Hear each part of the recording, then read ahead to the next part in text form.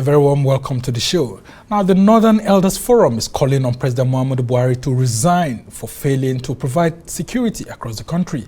The forum made the demand in a statement issued by its spokesperson, Dr. Hakeem Baba-Ahmed. According to the forum, it is disappointing that after nearly 7 years, President Muhammadu Buhari still has no answers to the challenges of insecurity across the country. Now, just hours ago, some female students of Zamfara State College of Health Technology in Safi town were abducted. This and many more attacks have been seen across the nation in the last 2 weeks, with what seems like no end in sight, including the killings of hundreds of villagers in Plateau State. Now, what exactly is the cause of this insecurity? Is the Nigerian armed forces overwhelmed by the security situation we have across the country? Why do we have several security meetings being held by the president and there seems not to be any respite for the country? Well, I'm now being joined by the spokesman of the Northern Elders Forum, Dr. Hakeem Baba-Ahmed. Welcome to the show, Dr. Hakeem Baba-Ahmed. You are an elder statesman, and your forum is a group of elder statesmen who have seen it all. I mean, you've held several positions across the country.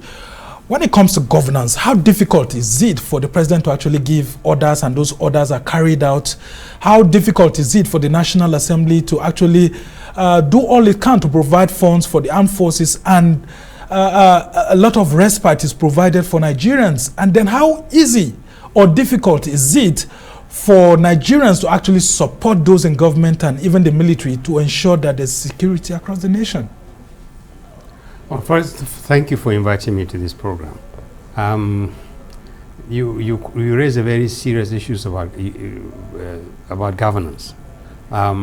First of all, let's remind ourselves, we're dealing with primarily a security situation.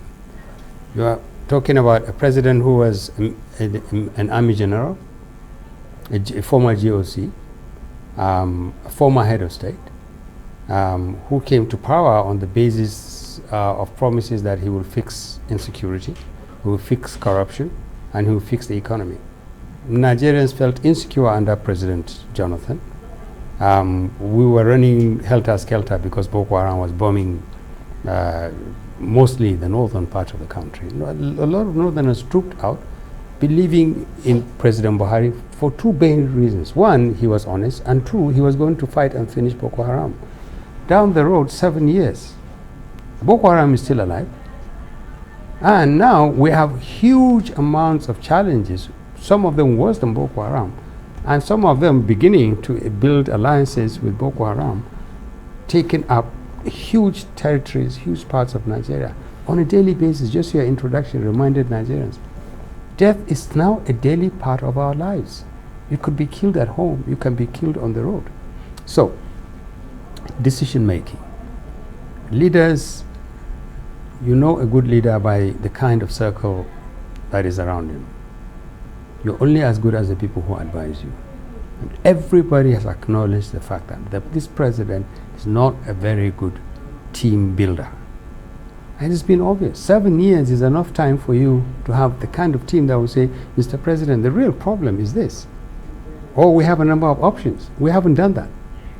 Well, he's changed his security team, except for one person, the National Security Advisor, and we haven't heard you, saying so much about General Munguno. Is it that the president feels so comfortable with the advice he's getting from the NSA, or you don't think he's part of the problem, so he shouldn't bear the heat? Like, I mean, a lot of groups like you were calling for the resignation of the former service chiefs.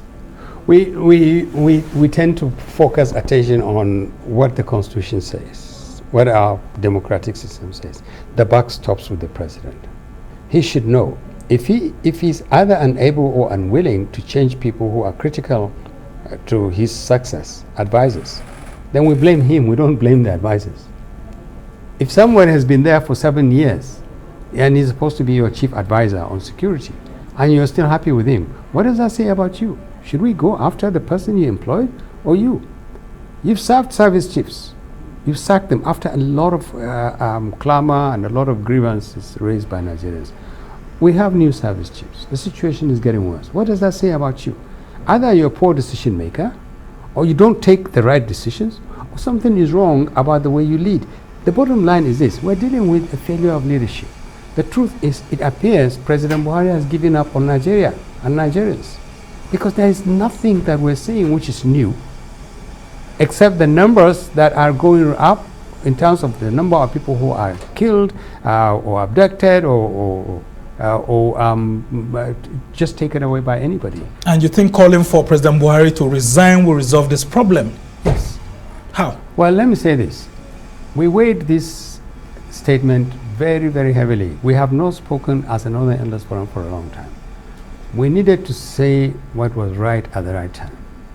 And it's not an easy thing to ask a democratically elected president to resign. Especially one who has just a year left before he concludes the second term. That is also the beauty of a democratic process. It says you cannot be a leader unless you are elected, and then it anticipates a number of circumstances under which you will not continue to be president. One, obviously, is unfortunate. We hope we don't see this. One is death. One is impeachment if you commit crimes that are impeachable. The third one is if the responsibility to learn to lead people, to provide security, create an atmosphere where people can earn a living, and you can't do that, step down.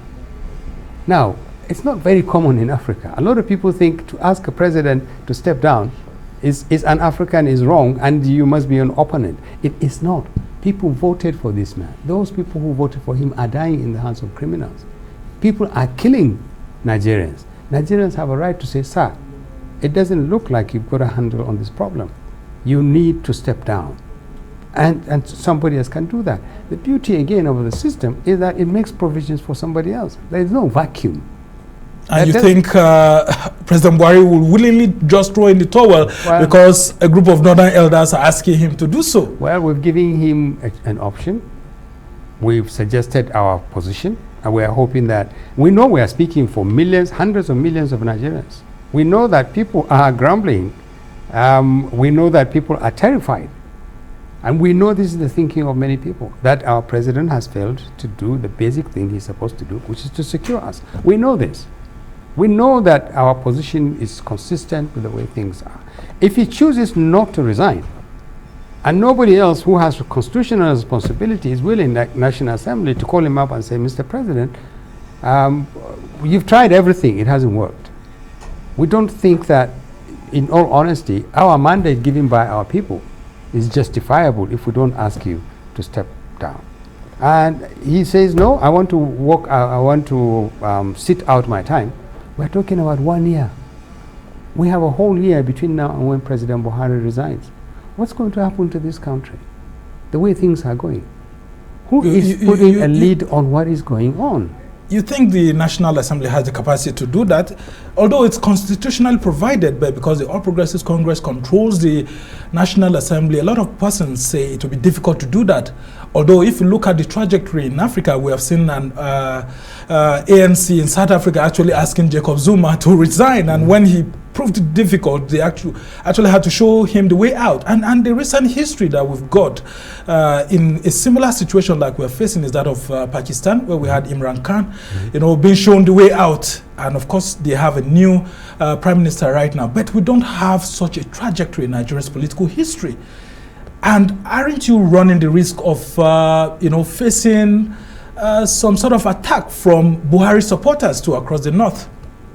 Let me take the second one first. We have been attacked, and we're used to this.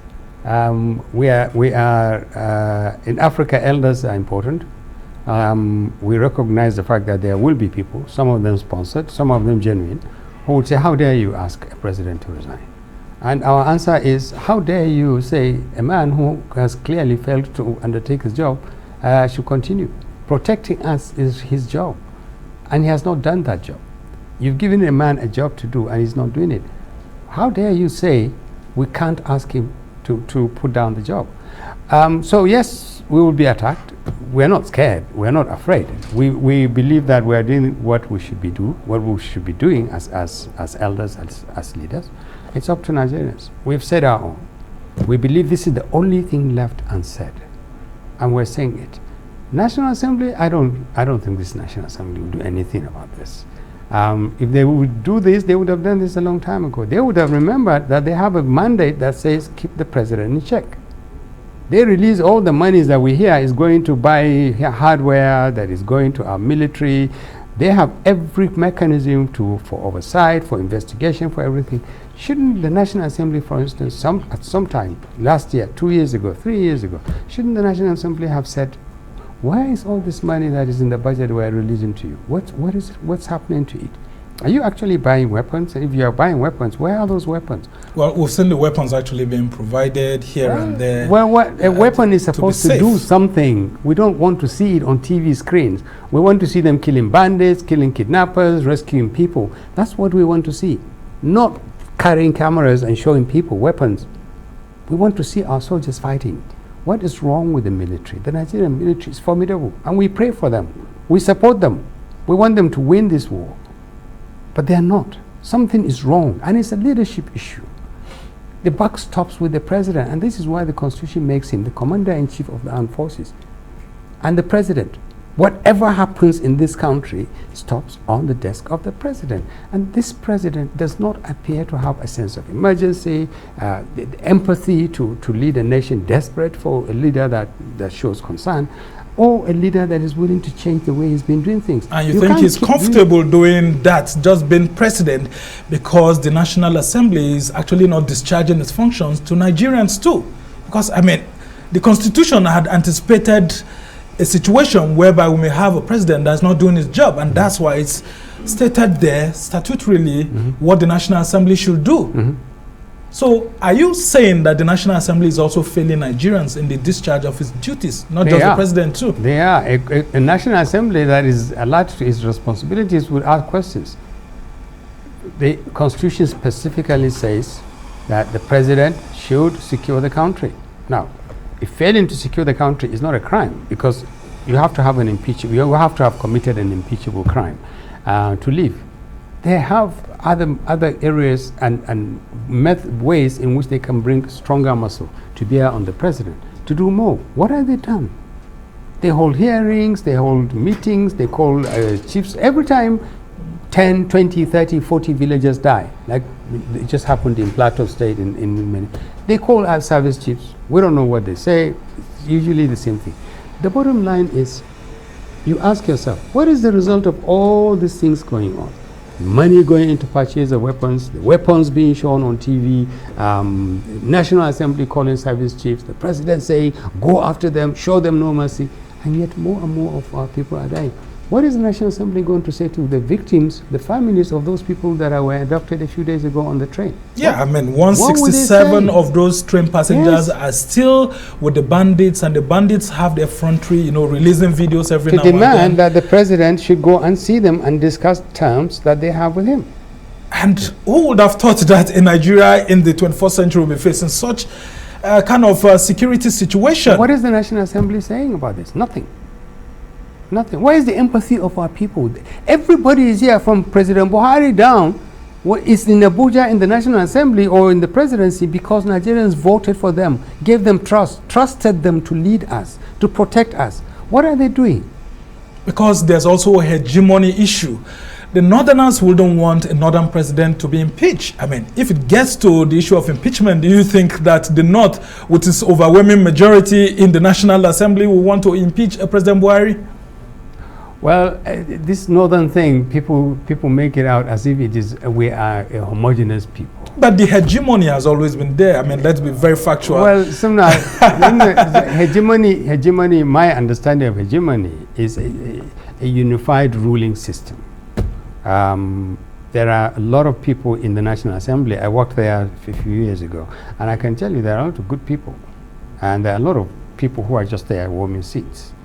The National Assembly is not performing its job. It's not whether it is dominated by the North or by somewhere else. The truth about it is that they do not take their responsibilities seriously enough. Otherwise, they will lean more heavily on this president. That's the issue. The main issue, however, is I think the president understands that he can get away with just anything. He's got a year. He thinks he can sit his time out. National Assembly will sit its time out. Their attention is now focused on putting people who will take over from them. They're not so much concerned about security or insecurity, poverty, and imminent hunger. people's children being abducted from school. I'm not sure that is, and that's a very dangerous thing. So they are taking their eyes off the ball. The ball is really that we are desperately insecure. We've never been this insecure. Yeah, in the midst of all of this, what will you say to accusations by the presidency that you're the PDP wing of, the Northern Elders, Northern establishment, that, you're just a set of disgruntled Northern Elders who just don't like Buhari, because right from day one, you didn't just like him because he's anti-establishment. We liked him. He knows we liked him. Because he's like anti-Northern elites, because he doesn't flow so much with Northern elites. There's nothing he does to Northern elites that he doesn't do to any elite or any Nigerian. He just doesn't care about anybody else. He's interested in power. He's got power. We put him. We were part of the people who pushed hard to make him president in 2015. Every member of the Northern Elders Forum contributed immensely in many ways to get President Buhari elected. To defeat Jonathan. He knows. The president knows. The president's people know. They know us. When they see us speak like this, they also know it cannot just be that we are loyal to some political party. Yeah, but they said your criticism is not objective. Most times you're always hitting them hard. You don't also say the good things that they do at the presidency. Because, like, for example, in the Northeast, there seems to be some sort of respite. The Boko Haram and ISWAP are no longer so strong like they used to be. And when they are defeated in one way or the other, you don't seem to give some kudos to the military. You've noticed that in the last 20 minutes that I've been talking to you, I focused my attention on the Northwest. It's not that there isn't a problem in the Northeast. Some of it we paper over. Some of it, a lot of that doesn't get through. You hear the success stories. And sometimes you ask, is this success story in the media or is it real? How many people leave Boko Haram and how many people are under Boko Haram almost on a permanent basis? If you want to talk about Northeast, it's an entirely different story. What President Buhari promised us in 2015 is that he will finish Boko Haram in no time at all. Boko Haram is not finished. It's still there. It's still holding territories. It's still holding our people. And now, despite repeated denials by the president and some of his aides. Now, new theaters are opening, and more worrying, Boko Haram is beginning to make incursions. It looks like Boko Haram is beginning to build alliances with these bandits and insurgents. That is very dangerous for us. Very, very dangerous. Until now, they've been more or less confined to Borno, some parts of Yobe State. If Boko Haram takes advantage of a weak state, a weak security system, people who are just abducting people for money, and they now to introduce this, like people are beginning to say, if you look very deeply at the train attack, you will see all the hallmarks of Boko Haram. That is very worrying.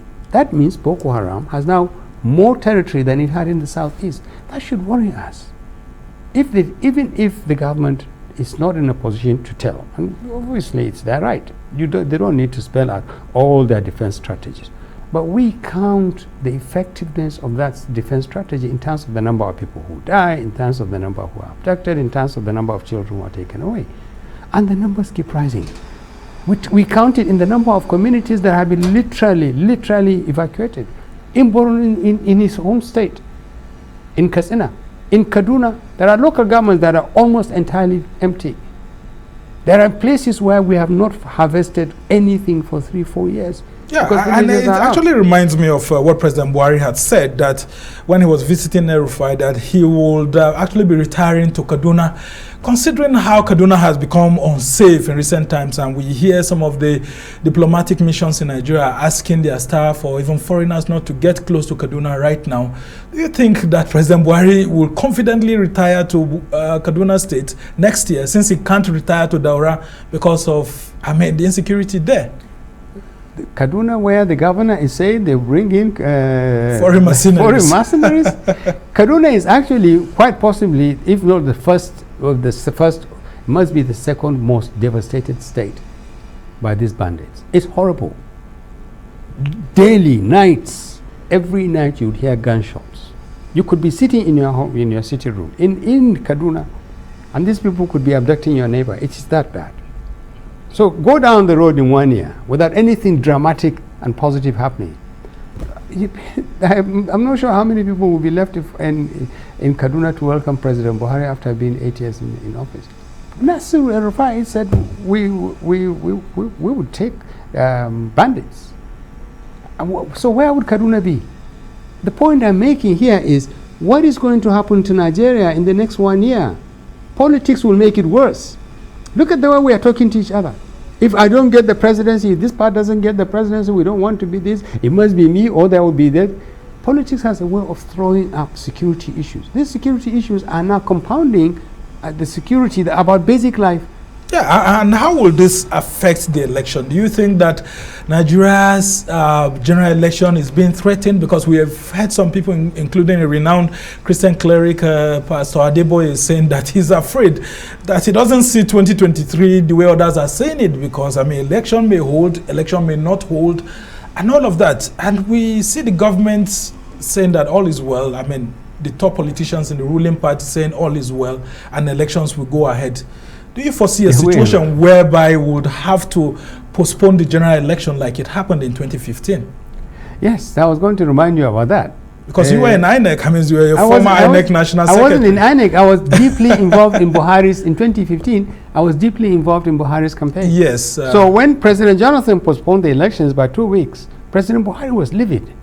Very livid. I remember he was Sambo livid. Dazuki. Some of us had to go in and say to him, sir, this will actually be in our favor. Because what is likely to happen? What did Jonathan say? Jonathan said he's going to push Boko Haram back. Oh, terrorism. Borno is our territory. Let him push them. And in fairness to President Jonathan, he did push Boko Haram substantially back. Because of the foreign mercenaries that yes, were well, he did everything there was to do, including foreign mercenaries. But he pushed them back, and we gained politically, and we succeeded in putting President Buhari in power. Now, politics and security, there's a point at which they link up, and it's getting there. You see it in the escalation of violence in virtually every facet of our lives. You see it in the rhetorics of politicians who say things like, if you don't have a southern president, forget Nigeria, and groups like ours say, no, there will be Nigeria, there will be a Nigerian who is best, it doesn't matter what his tribe is. You see it in increases in violence. There will be a time soon, if we're not careful, where a northerner cannot have a rally in the southern part of the country. And a candidate from the southern part of the country may be prevented by violence from campaigning in the northern part of the country. Who is going to force this? Military cannot take you to towns and villages and say, sir, campaign. Nobody will touch you. Which military? The military that is busy defending us and protecting us in the northwest and the northeast. So the prognosis is not very good. And we put all these things on the table. Look, this is the most challenging year for this country, and the 2023 election is quite possibly the most challenging election. If Nigeria does not make a U-turn in 2023, if everything goes right, we don't break up before 2023, we don't have a massive post-election violence, we have a quarrel-less, a safe and secure and credible election in 2023, this country is gone. Okay, just before I let you go, if Buhari resigns, as you have asked him to do so, who do you expect to step in? Because that would be the biggest problem. The Constitution. You want Oshibanjo to step in as vice president, or both Buhari and Oshibanjo should go? No. When President Buhari selected Oshibanjo to be his deputy, they were supposed to work together. But the Constitution is very clear. When the president steps down, the vice president steps in. It's very clear. And what of Nigerians saying that both the president and the vice president have failed? Well, what would you say to such kind they will of have to amend the Constitution, because this particular Constitution says if the president is not for any reason going to perform his job, the deputy president, the vice president steps in. And you don't think that will be giving the vice president a political advantage, considering that he's seeking the office of the president? I don't know. I don't know whether we now have to weigh whether an Osibanjo in office or the continuation of the same thing that President Buhari is doing until May 29, 2023 is the best option. I would like to remind you that if President Osibanjo, if Vice President Osibanjo becomes, he has to appoint a deputy. Quite possibly, the two of them might approach these issues differently. The bottom line is this: whatever excuse you give, it cannot solve the problem about the fact that the president does not appear to be as concerned as other Nigerians are, that he is failing to perform his primary responsibility, which is to secure Nigerians. That's the bottom line. All right. Hakeem Baba-Ahmed is the spokesman of the Northern Elders Forum. We must thank you for being frank. You've given President Buhari a very, very tall order. I mean, we haven't had any precedents of any Nigerian president resigning. I mean, most political office holders never do that. Those in public offices hardly do that. Well, it's left for Nigerians to actually see if he will take to advice. But we can only wish you well and the Northern Elders Forum well. Thank you so much for being on the show this evening.